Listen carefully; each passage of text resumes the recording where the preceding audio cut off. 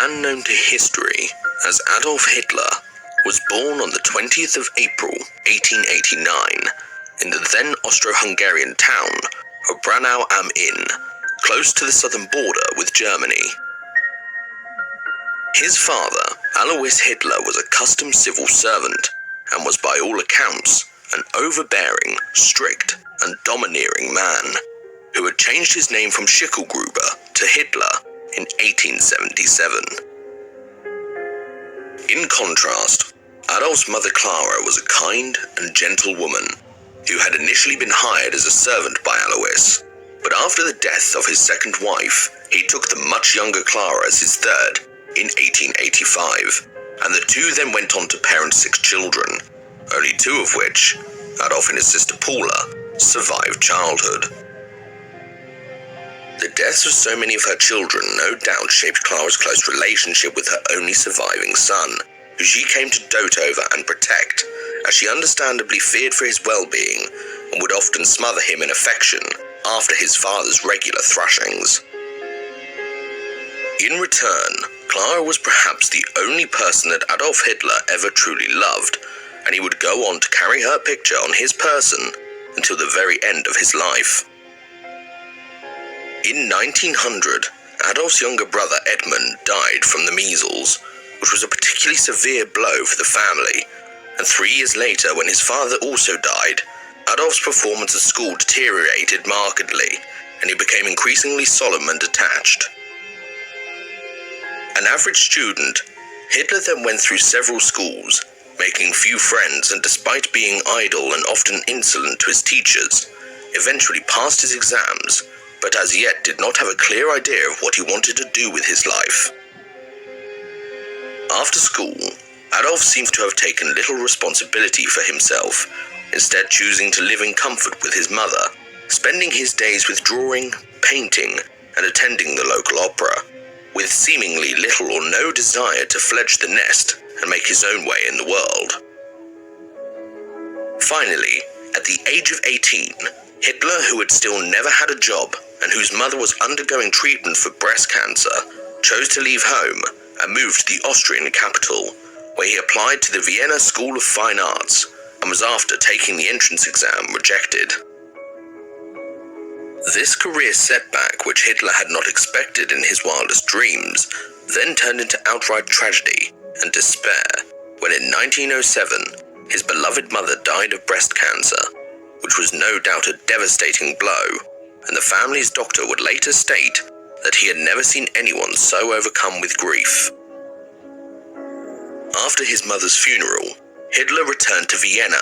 but instead of doing everything he could to obtain a decent income, remained unemployed, spending his time reading, painting, or attending performances of Richard Wagner's operas. In 1908, Hitler once again applied to join the Academy of Fine Art, but was rejected out of hand, not even being allowed to sit in the entrance exam,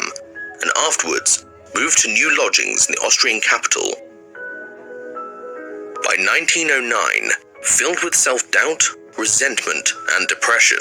Hitler became a tramp, spending his nights in homeless shelters and his days wandering aimlessly around Vienna between soup kitchens, until he finally started to sell his paintings as postcards to earn a living. However, Adolf would often sell his paintings to Jewish businessmen, with whom he was, according to accounts, on good terms, and there is no reliable evidence to believe Hitler's later assertions that he formed his anti-Jewish and Bolshevik views at this time. We do know that Hitler was a lover of Germanic culture from an early age. Therefore, living in the ancient city of Vienna, which was populated with many different ethnic groups and nationalities from all 4 corners of Austria's empire, may have affected his opinions on non-German speaking people. As well as this, Hitler came to resent the Austrian government itself for its policy of integration towards foreigners, who he felt were better treated than the native population. This increasing disdain of the country of his birth, combined with him receiving his share of his father's inheritance at the age of 24, as well as his desire to avoid military service, then prompted him to leave Vienna and move to Munich in 1913, where he continued his profession of the painting of postcards. After the outbreak of the First World War, Hitler, despite being a foreigner, was allowed to enlist in the German army, in which he served as a dispatch runner and was involved in various battles such as the Somme, Arras, and Passchendaele on the Western Front, mostly against British forces. He was decorated for bravery on various occasions, ultimately receiving the prestigious Iron Cross, second class, and later first class, which he was nominated for by his Jewish commanding officer. Hitler then suffered a bout of blindness due to mustard gas exposure in August 1918, which then resulted in him spending the remainder of the war recuperating in hospital. Starved, exhausted, and rampant with socialist uprisings, Germany surrendered 3 months later, much to Hitler's disbelief, as just prior to his hospitalization, the country had seemed to be on the verge of victory. He would later blame this defeat on radical elements within Germany, such as the Jews and the communists, that had in his mind weakened the state from within, although in reality, the blame must lie with the German Kaiser, High Command, and in particular, Erich Ludendorff, who would coincidentally become Hitler's political ally during his later failed putsch attempt. The myth that an international conspiracy was behind Germany's defeat had also been fueled by the Russian Bolshevik Revolution of October 1917, which in reality had been facilitated by the German High Command itself, who had allowed Vladimir Lenin to return to Russia earlier that year. In short, it was far easier for those of a nationalistic persuasion to blame the outsider, or enemy within, than to consider the possibility that Germany had been defeated in a fair fight, and Hitler, who himself was incapable of self-criticism, later latched onto this myth, and thusly determined to make those responsible pay. In 1919, Munich and Bavaria as a whole became a hotbed of communist agitation, which eventually led to the Bavarian Revolution in April, after which a Soviet Republic was set up, which was shortly afterwards overthrown. Hitler had around this time been assigned as a guard of a prisoner of war camp, and after it was disbanded, was then assigned to guard a train station in Munich's city centre. Records during this period name him as his company's representative to the ruling communist regime, and after the Soviet Republic of Bavaria had been proclaimed in April of 1919, he continued to represent his company and liaise with the revolutionary movement.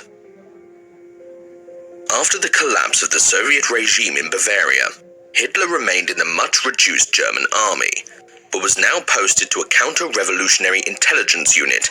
in which he would be tasked with gathering information on the area's various radical political groups. Before the commencement of his duties, Hitler was sent to Munich University, where he attended an army-funded course on German history, the political situation, and most importantly public speaking, which were designed to educate informants in the necessities of combating the region's far-left revolutionary movements. It was this education more than anything that formed Adolf Hitler's right-wing political views after World War I, as it was the increasingly widespread hostility within Bavaria towards the far left, along with his new education and position, that would present him with the opportunity and audience to kickstart his political career.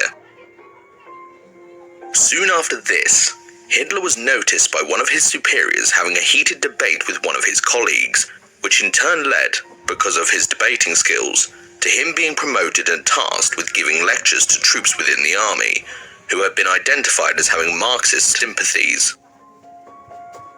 Hitler also started to air his anti-Semitic views around this time, which he would later merge with his anti-communist sentiments to form his worldview, which was largely